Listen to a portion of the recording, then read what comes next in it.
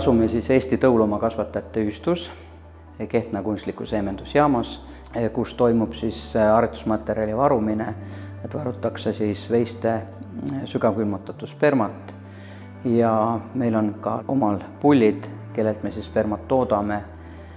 Toodame nii Eesti Holsteini tõu spermat, Eesti punastõugu pullide spermat kui ka erinevate lihatõugude spermat.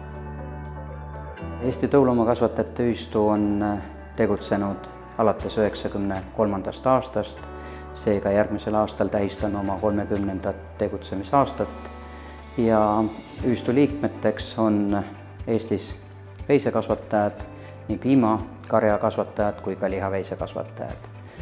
Täna me toodame circa 250 000 doosi spermat aastas, millest siis realiseeritakse circa 220 000.